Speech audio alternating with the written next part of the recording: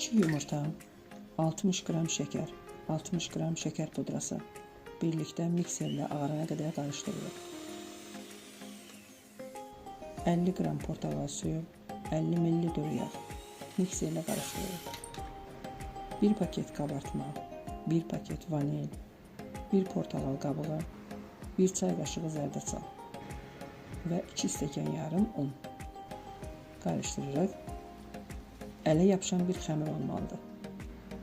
Çalışın spatula ilə qarışdırın. 30 dəqiqə soyuducuya apararıq. Və qaşıqla götürüb yumrulayırıq.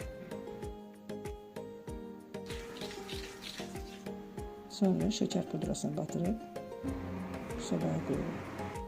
175 dərəcədə 15 dəqiqə bişiririk. Hazırlayan hər kəsə nuş olsun. İzlədiyiniz üçün təşəkkürlər. 1 yumurta, 1 yumurtanın ağı, 1 çimdik duz, 1 paket vanil, 80 qram şəkər, 1 xörək qaşığı bal, 80 ml bitki yağ, 1 paket qabartma, 400 qram un.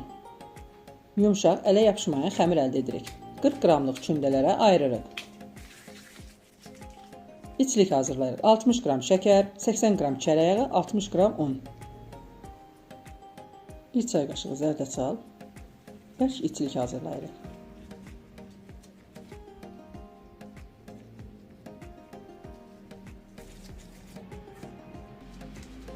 Üzərinə 1 yumurta, 1 çay qaşığı südü qarışdırıb vururuq və çəngəllə bəzək veririk. Əvvəlcədən isitdiyimiz 180 dərəcəli sobada 20 dəqiqə bişiririk. Hazırlayın, hər kəsə nuş olsun.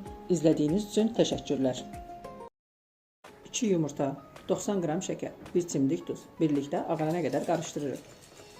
80 qram duru yağ, 50 qram nişasta qarışdırırıq. 300 qram unun yarısını əlavə edirik. 1 çay qaşığı qabartma, 1 paket vanil qarışdırırıq və unumuzun qalanını əlavə edib yumşaq, ələ yapışmayan bir xəmir əldə edirik.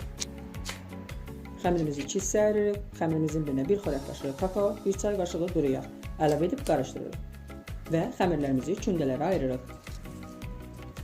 Bir ağ xəmirdən götürüb arasına qara xəmirdən qoyuruq və yumrulayırıq. Kənarlarını kəsib forma veririk.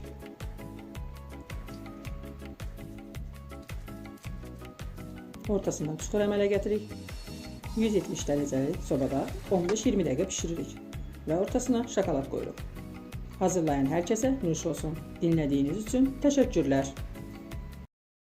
180 qram çərək yağı, 190 qram şəkər, 1 çimdik duz, 2 yumurta, 1 paket vanil, 1 çay qaşığı qabartma tozu, 480 qram un.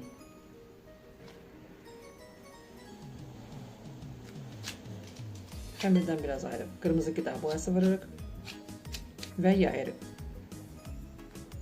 Ürək kəsib üst-üstə qoyuruq. 40 dəqiqəlik soyuducuya qoyuruq.